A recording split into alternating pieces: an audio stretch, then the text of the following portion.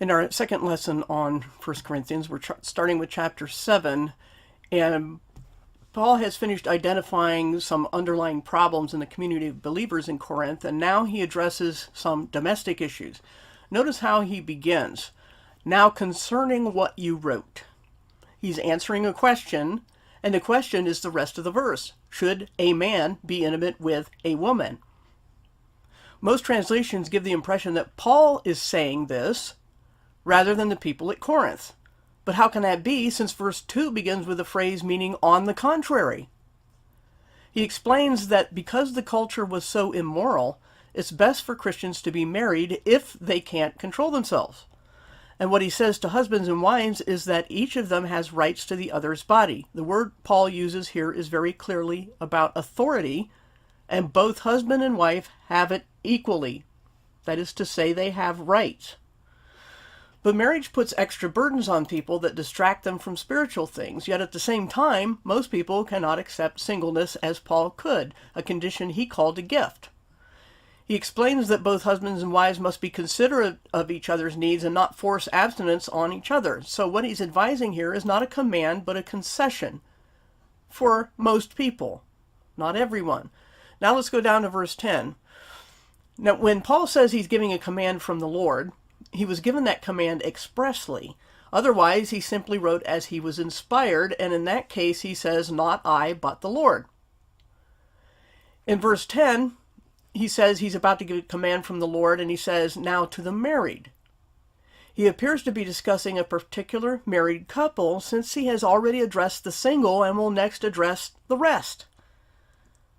When he says a woman and pairs it with she, he's not speaking of all women generically, again, because of the surrounding context. He's advising a Christian woman to stay married to her husband or at least stay single if she leaves him. That's all he's saying there, a particular couple. Then he turns to the rest, and saying this is his inspired advice rather than a direct command from the Lord, he speaks of any brother or sister. But what does it mean that he's saying here in verse 14? In my opinion, he's saying that even a marriage with an unbeliever is legitimate because the children are better off if the parents stay together. He seems to be guarding against the conclusion some might jump to that a mixed marriage between a believer and an unbeliever, and remember, the Bible never talks about a racial mixed marriage being wrong, but a spiritual one, that he's guarding against the conclusion some might jump to that such a marriage should break up even if it scars the children and the parents are getting along, as a hard legalistic pharisaical attitude. But Paul says clearly in verse 15 that a believer is not required to stay married to an unbeliever if they can't get along. What this boils down to is that couples should live in peace above all. That's Paul's teaching. But people tend to take his teaching backwards. He's not saying you must force yourselves to stay together in the hope that you will save your spouse. But if you've already separated emotionally, it's best to separate physically. In other words, the emphasis is on the fact that we don't know whether the spouse will ever be saved. He advises mercy to unbelievers who want to leave, rather than force the couple to live in tension just in case the unbelieving spouse might someday be saved. This is not the impression you get from most translations. Now let's go down to verse 17. And Paul now turns to other social situations, and he begins by saying that nobody should try to become something they weren't before they were saved. But he balances this by saying that if you were formerly in a less than ideal situation, such as slavery at the time, you should definitely get out of that if possible. And speaking of slavery, can we ignore Paul's command that we should not enter into it as believers per verse 23? Yet what else can it be called if a woman makes her husband her Lord and Master, as some teach? They use their proof text, especially Ephesians 5, I believe it is, for that. As the Lord. And they twist that to mean that she makes him like God to her. But that's entering into slavery. Even the watered-down term, leader, means that she has a mere human between herself and her real Lord and Master, which is idolatry when you put someone else there. A person's flesh does not make them fit to lead, nor, on the other hand, to absolve them of responsibility as adults. So both the husband and the wife have a problem if they make the husband the leader, de facto, because of his flesh and because of her flesh. He gets to wear the cardboard crown, as I put it, and she thinks she gets off the hook for responsibility because it will all be laid on him because he's male. This is such a bad, insidious teaching. Another example of modern slavery would be military service, because it requires absolute unquestioning obedience to the government and the offering of our very lives and the taking of an oath. Isn't this slavery? You can quit any other job at any time and they don't require oaths. Now let's go down to verse 25. It's back to the topic of marriage, and Paul repeats his teaching that the most important thing is for people to be as sensible as possible in uncertain times. Single people can focus entirely on spiritual matters, but married people have to divide their time and attention. Now let's look at verse 36, the final paragraph here, and starting there, we see that some take Paul's statements as being about specific and strict roles on marriage in spite of all he's been saying.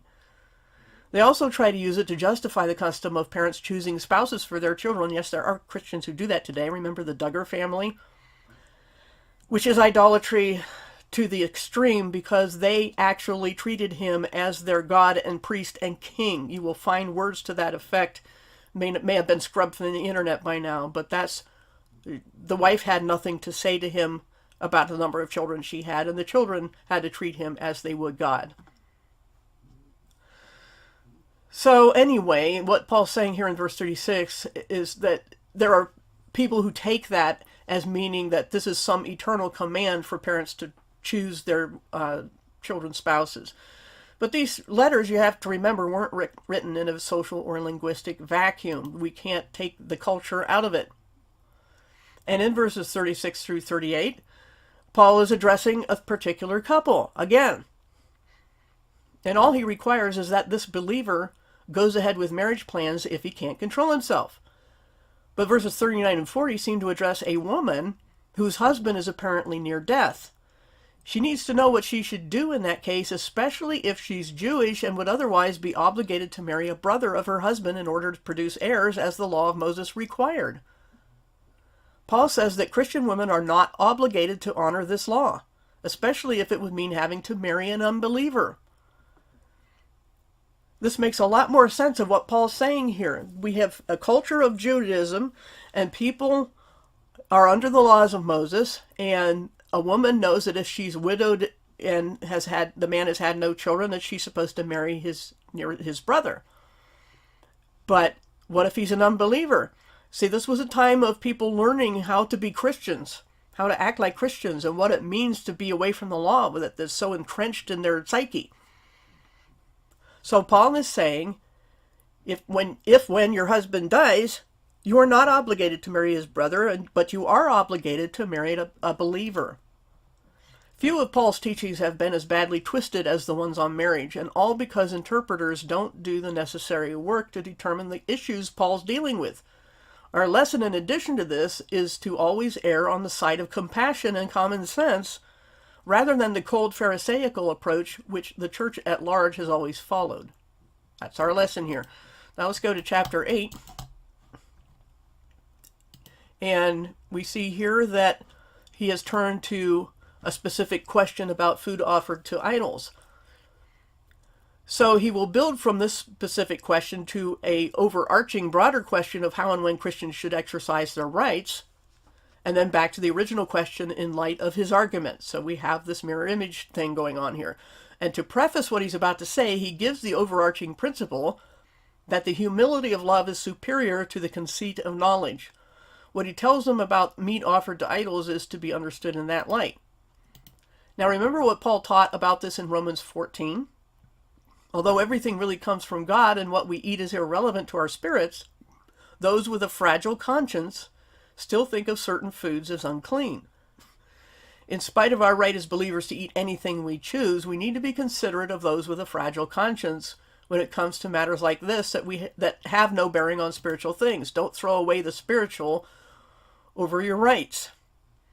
The principle of love will prevent us from hurting others and exercising those rights, and though the strong may know that there's nothing wrong with eating such meat, it becomes wrong when flaunted in front of someone who might be emboldened to violate their conscience. Be careful how you affect others. So the strong must defer to the weak in such cases. Paul has established this principle not only to answer a question put to him, but also in support of the defense he is about to make concerning his being an apostle. So all these things tie together. And that's pretty much chapter 8. Now let's go to chapter 9. And apparently some in Corinth were challenging his right to teach with authority. So he demands to know why he and Apollos are not allowed the same rights as the other apostles, such as bringing their spouses along or being financially supported in their journeys. Regarding pay, he appeals to the law and to his being the Corinthians' spiritual father. Yet although he proves his right to support and respect, he has laid aside that right just to keep the people from being burdened. And let's go down to verse 13 and continue that.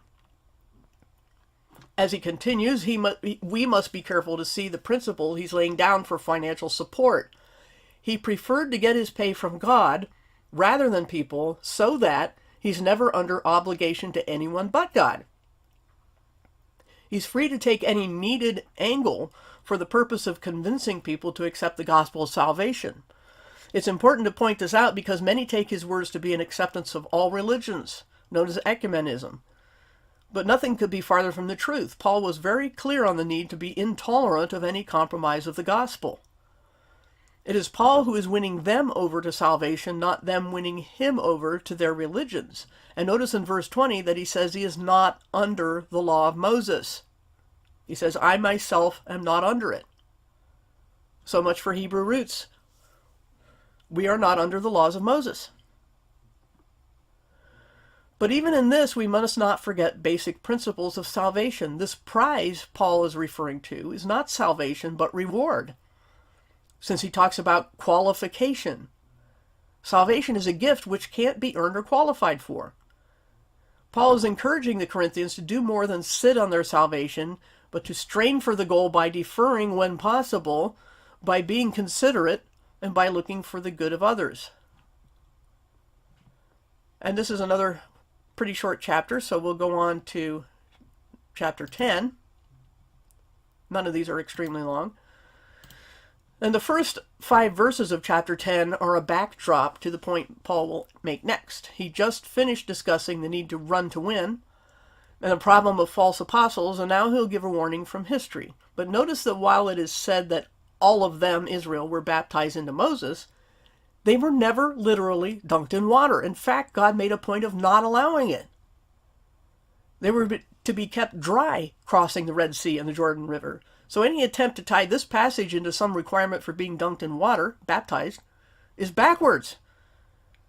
The Israelites were fully immersed into all this because they experienced it. That's what their immersion was. And of course it had spiritual symbolic meaning. But again, the point was that they were not put in water. So how can this be about water baptism? Now Paul plainly states that what happened to Israel in the past was to serve as a warning. And then he lists specific sins, including testing Jesus or even grumbling against him. We must be careful not to get overconfident in our spirituality or standing among other believers. We're always being tempted, but if we just keep our eyes open for the way of escape God provides, we can avoid making the same mistakes as the Israelites did. Now let's go down to verse 13. And this is familiar, of course, to most Christians, that God won't allow us to be tested beyond our ability, but we often misunderstand this to refer to suffering rather than loss of faith. This is not a promise of a life of ease, but a secure salvation. That's what God will not allow to be taken away. Now in verse 15, Paul switches to the issue of a memorial meal that Jesus began at the Last Supper. And that's all it is, a memorial meal. It seems to be an abrupt change of topic until we realize that it's the preface and underlying principle for the issue of eating meat offered to idols. That's why this is here. Because it seems out of place when you think about it. He's been rolling along on something, and then he stops to talk about what people call communion. But he puts it here for the reason of what he's about to say about food offered to idols as opposed to this memorial meal. He had introduced this topic back in chapter 8, where he pointed out the need to be considerate of those with a weaker conscience. But now he approaches the same subject from the angle of our example to society. For the sake of their reputation among the lost, Paul recommends that all the believers stay clear of anything that might give society the impression that they have anything to do with idols. That's why he put that there. It's important to note that this is not an establishing of the ritual known as communion either, or calling this ritual a sacrifice per the Roman Catholic definition. Paul is simply wanting to make a distinction between idol worship and Christian gatherings, and he's saying it to the Corinthian believers. He already made it clear that this is all a matter of conscience, and he will go over it again in the following verses. Some say Paul is contradicting himself here. He states, as he had before, that idols are nothing, such that eating food that had been offered to them in sacrifice is not wrong in itself. But now he says you can't eat at the table of the Lord and of demons. Notice, first of all, that Paul just finished talking about partnership, which is the accurate meaning of the Greek word typically translated communion. That's all it means. Koinonia means partnership. So if the eating of food offered to idols is done as part of a ceremony or ritual, that would make it wrong. That's a partnership. In other words, to eat such meat along with those who are considering it a sacrifice is wrong. But to eat it when it's just sold to anyone in the marketplace, it's not wrong. Now let's go down to verse 31, final couple of verses, and we see that he ties it all together here. Whatever you do, do it to honor God. The goal is to get people saved and spiritually matured, not to flaunt our freedom or wave our strong faith in the face of the weak. This is the point we need to keep in mind as we read all of this stuff. Those who scour these passages for black and white rules search in vain. Those who would use them as clubs with which to beat down other believers completely miss the intent of the writings. Just as it would be wrong for an individual to eat meat sacrificed to idols if the person serving it warned them, it would also be wrong for the Christian community to appear to participate in the worship of idols in the eyes of society. We must be considerate of their fragile consciences and remember the greater goal of winning them to the gospel. So in both cases, chapters 8 and 10, Paul is saying that we should not go out of our way to find out where the meat came from, but if anyone has a problem with our eating it, we must abstain. This principle would be the same no matter what the topic or time of history, but we can use this as a guideline. Honor God instead of self. This has been Paul's own example, and the Christian community would do well to follow it, just as he was trying to get the Corinthians to follow it. So now let's go to chapter 11. And as I just mentioned, he says, imitate me. He is being the example. He imitated Jesus. They should imitate his own example as well. And that's why the beginning of chapter 11 should really be the end of chapter 10, because of giving his example. That really goes with it. But verse 2 is a transition to his next topic about traditions as opposed to God's command. So verses 2 to 16 are one of the most badly twisted of Paul's writings, and it's no coincidence that most such twistings have to do with women in Christianity. Why are they twisted? Think about it. The matter of head coverings was a problem because of what they symbolized at the time. A Jewish man was to cover his head during prayer as a sign of guilt before God, but Jesus took that guilt away for his followers. So for a Christian man to cover his head in worship would be insulting to the sacrifice of Jesus. But for a Christian woman to uncover her head would be a sign of loose morals in that society. It isn't now. So what should she do then in that society, especially if her husband were an unbeliever?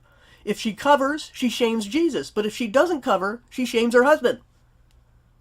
This is the backdrop to what Paul will advise. She is between a rock and a hard place. The Greek word for head, kephali, had the figurative meaning source, not boss. Not the English meaning. Head does not mean authority or even leader.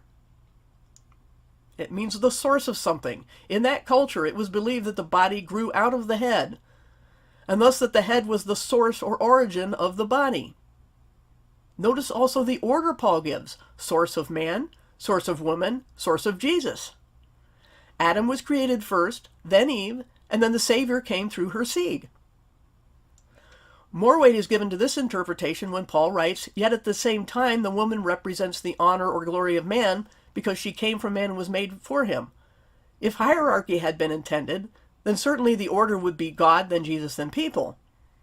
So the order itself is telling you this is not about hierarchy. This is not about a chain of command. Remembering that Paul is answering questions, it seems clear that he quotes the Corinthians in verses 4 to 6, which is how I have it here in my translation. They're presenting the problem the Christian women were facing concerning the impossible position this tradition had put them in. So Paul responds first of all by agreeing that a man should not cover his head. But then he adds that since the reason is that men are the honor of God, then women should not cover since they are the honor of men. Same reason. By saying woman was made for man's sake, is Paul saying women are to play an inferior role for life? Not at all, as he is about to explain. Paul next says, therefore, or for this reason, which points back to what he just said. Because they're the honor of men, women must have the power to decide whether or not to cover their heads. There are no such words as a symbol of or a sign of authority. Those words are not there in the Greek. And they cannot be implied any justifiable way by the grammar or the context. The authority belongs to the woman because it's literally her head on the line. She could die for uncovering in that culture. But what does Paul mean by because of or for the sake of the angels? There's various theories that have been proposed, such as that the angels would be moved to lust at the sight of a woman without a head covering, and this is preposterous. Why would such angels only be moved to lust in a worship setting? And since both men and women can grow long hair, and we'll get to that in a minute, why would this lead to lust? Would the good angels attending such a worship service be moved to lust at all? Clearly, this proposal makes no sense whatever, this explanation. And by the way, there is a theory that the reason women had to cover their hair in that culture is because the Greeks erroneously believed that the hair of only a woman was part of her sexual organs. That's why it should be covered. That's what the shame was about, because it was a sexual organ to them, because of their ridiculous, but they thought very rational ideas of the different biology of men and women. So that could come into play. But this proposal that only women or angels would be moved to lust in a worship setting to see a woman's uncovered hair is ridiculous. So what does it mean? One possibility is that Paul mentioned believers judging angels in 1 Corinthians 6:3. Remember that? So he's saying that since women are not excluded from this judging, surely they can be trusted to judge on the matter of whether or not to cover their own heads. Another possibility is that it could refer to the practice at the time whereby Rome would send spies, or that were called messengers or angels, into various gatherings in order to report whether rebellion or sedition was being taught. Women uncovering their heads in worship would have been seen as subversive. Yet, if this were the case, then surely Paul would have commanded it instead of leaving it up to the women. So I dismiss that possibility. And Paul himself clearly debunks the idea that order of creation means order of honor or rank. In Christ, we are all equal and interdependent, is what he's saying here, and he says elsewhere, such as Galatians 3:28. After all, though the first woman came from the first man, all men ever since have come from women. But we all come from God. Those are Paul's words. He has soundly renounced the tradition. So even everything else ignored, if we look at this part of what he's saying, he says we all come from God, so what is this business of who was born first or who was created first? It means nothing. Another thing that is badly twisted is what Paul says about hair, as I mentioned just a bit ago. He says, figure this out for yourselves. First, he says that, and then he says that nothing in nature indicates that men shouldn't have long hair. There's a version called the International Standard Version, Standard Version, ISV, which is practically the only English translation I found that gets the Greek right here. It's not a question, doesn't nature teach you? Rather, it's a statement of fact. Men's hair can grow very long, so how does this become a lesson from nature that they should not let it grow? It makes no sense at all. Nature doesn't teach you this. In fact, what Paul is saying here is not about length even. It's not about long hair in the first place. It's about fancy hair, done up hair. It's how it's arranged. That's what the Greek means. The Greek word is fancy, ornate hair, not long hair. And that's what nature does not teach you. Nature doesn't arrange your hair in a fancy way. That's what nature doesn't do. This has been badly translated and interpreted. And as the equal of man, being of the same flesh, woman is not required to cover her head. So she has the authority, the scriptures say here, to decide for herself what to do, especially since she is the one who may suffer reprisal over this. She has to decide. There are no words indicating any chain of command in this section. There's nothing about men or husbands or the church telling women what to do. It's her decision. And Paul dismisses the whole controversy by saying that nobody else has a problem with this. No church, no congregation has any such custom. Some translations wrongly translated such has any other custom. By changing such to other, they make it completely backwards of what Paul's saying. He's saying this is what we all do, which would be a fallacy anyway, an appeal to popularity. But the word is any such custom. Paul is saying we don't care about head coverings. Figure it out yourselves. I don't even want to bother with this anymore. That's what he's saying. So we'll stop here at verse 16 in this lesson and pick up the next time with yet another problematic tradition.